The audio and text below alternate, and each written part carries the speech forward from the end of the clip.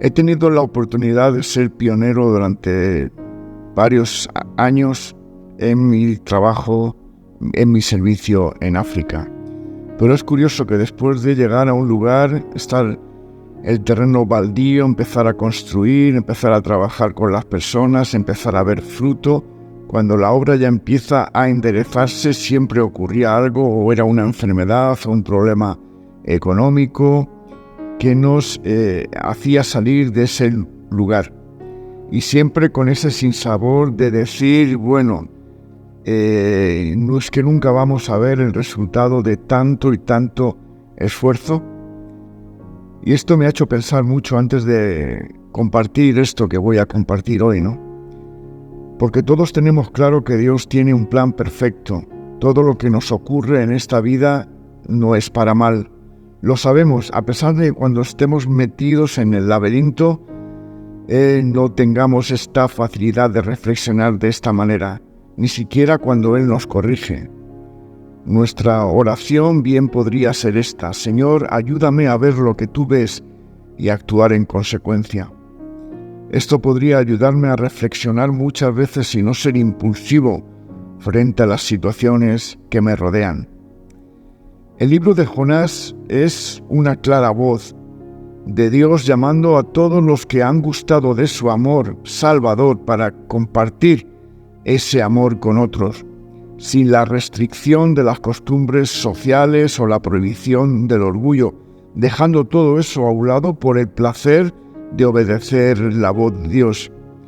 Y Jonás nos recuerda que debemos ver a todos los demás como Dios los ve a ellos, como criaturas caídas, pecaminosas, perdidas, que son objeto de su compasión, no menos de lo que pudiéramos haber sido nosotros. Pero qué fácil o qué pronto se nos olvida de dónde Dios nos sacó muchas veces cuando tenemos que mirar a otros y empezamos a ver sus flaquezas cuando Dios jamás nos acusó por ellas.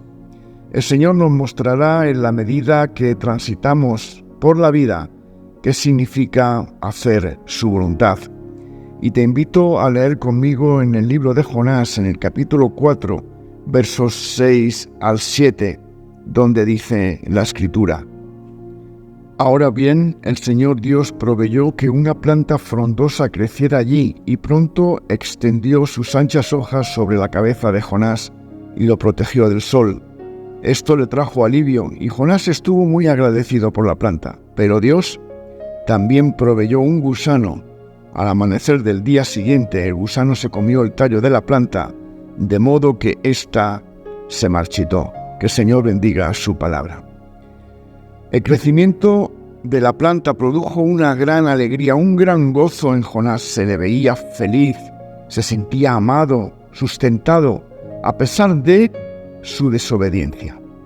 Ahora, justo cuando necesitaba más esa planta, va esta y se seca, de la noche a la mañana. Se levanta un viento ardiente y esta planta se seca, se desmonta el entablado y el gusano hace su trabajo. Ahora vemos que el profeta no aguanta más. Primero los nivitas, pecadores, y ahora esta planta. Su preocupación es la planta, cuando tendría que compartir la misericordia de Dios y no quedarse observando si tal vez Dios destruiría esa ciudad. No ha sido una rabieta infantil, sino la gota que colmó su vaso. Cuando la planta se seca, esto también puede ser señal del cuidado de Dios. Y no es menor que cuando la planta crece. Dios la hace crecer para cuidar y alegrar a Jonás, pero Dios la hace morir para darle también una lección a Jonás.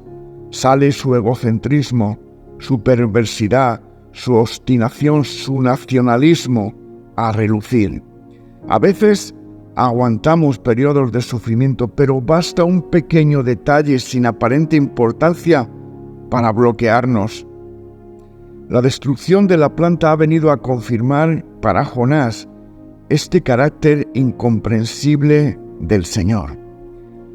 Esta planta seca es señal que Dios está trabajando en nuestras vidas para que veamos otra dimensión o para llevarnos a otro plano de comprensión y quitar la mirada de nosotros mismos para verlas en lo que Dios está y tiene por hacer. Aunque el Señor os dé pan de escasez y agua de angustia, tu Maestro ya no se esconderá más de ti, dice el libro de Isaías capítulo 30 y verso 20. Este actuar de Dios carece de lógica. La vida del cristiano debe ser una vida que siempre esté avanzando, despacio, pero avanzando, que da nuevos pasos de fe y asume nuevos compromisos. Es ver la amplitud de ese amor por los que no han sido todavía alcanzados. Pero nosotros, tristes humanos, queremos ver resultados ya, y cuando las cosas empiezan a no ir de cara, empezamos a decaer y nuestra fe hace aguas. Pero, ¿qué pasa cuando ocurre algo inesperado en nuestra vida? ¿Qué pasa cuando tu calabacera se seca?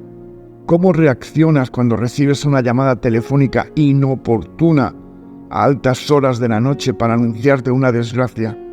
¿Cómo anuncias cuando te dicen no te vamos a renovar el contrato? ¿Cómo reaccionas cuando no puedes pagar tu hipoteca? Nos cuesta ver muchas veces que Dios está actuando y desea comenzar otro proceso en mitad del proceso que estás viviendo. Como si las cosas se ponen difíciles, no es necesariamente por algo que hiciste, sino porque todo está descrito en el plan de Dios. Y Dios no nos pide que lo entendamos, sino que lo obedezcamos a Él, que le hagamos confianza. La clave, creo yo, que es ser agradecidos a Dios por lo que ya está haciendo en nuestras vidas. Descansa en el Señor. Recuérdale esa incapacidad que tienes en las cosas que no dependen de ti.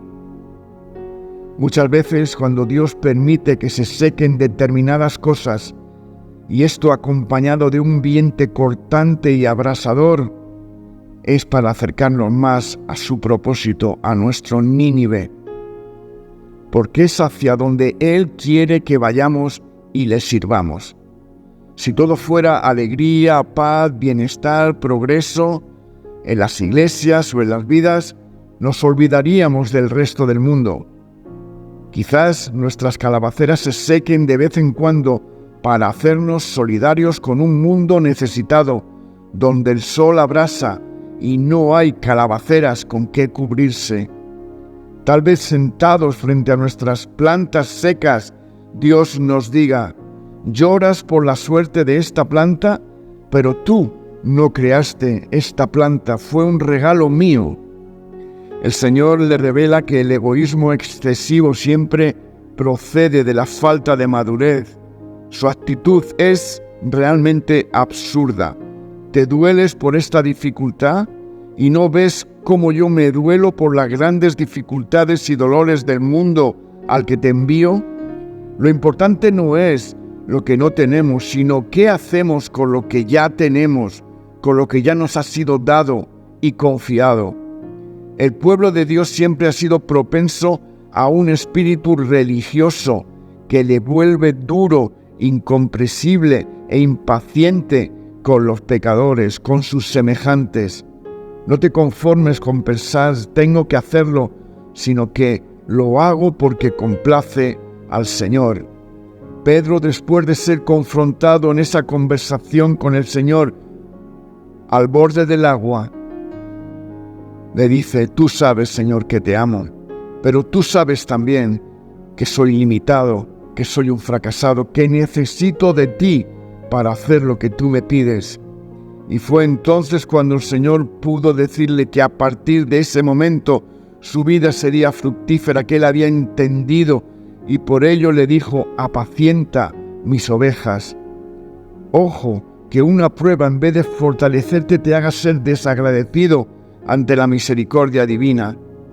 La vida cristiana se define como Cristo viviendo su vida a través de nosotros.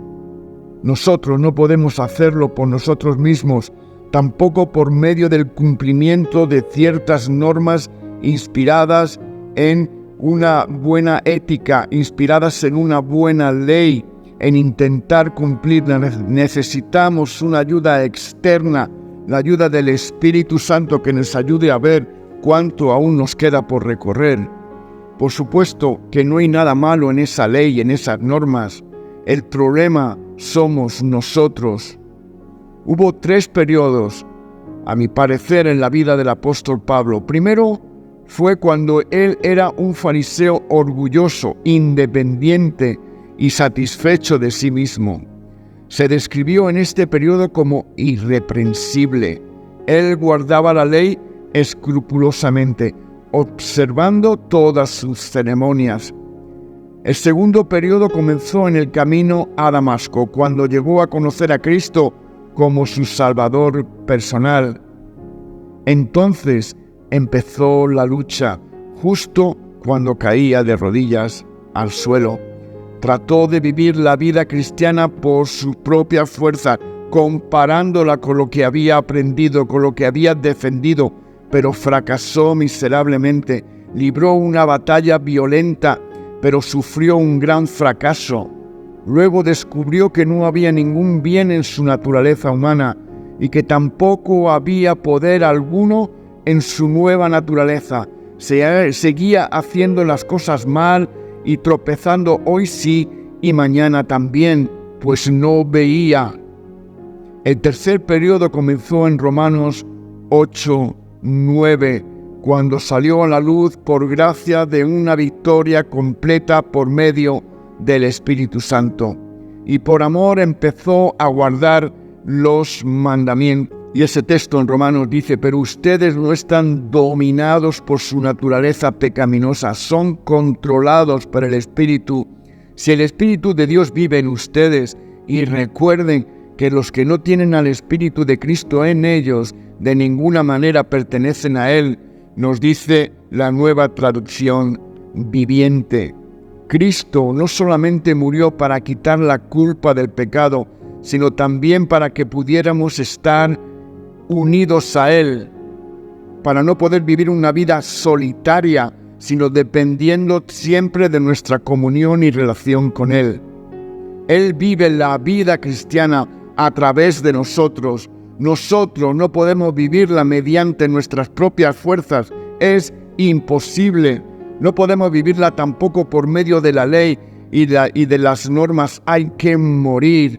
Hay que reconocer que nuestra vida antigua para nada aprovecha y que la nueva naturaleza sin la ayuda del Espíritu Santo tampoco tiene provecho, porque hay que ir modificando todas esas viejas tendencias ahora con cosas y actitudes diferentes y nuevas, porque el Señor no tiene ningún interés en la vieja naturaleza, no tiene ningún interés en la carne, porque eso se quedará durmiendo en este mundo.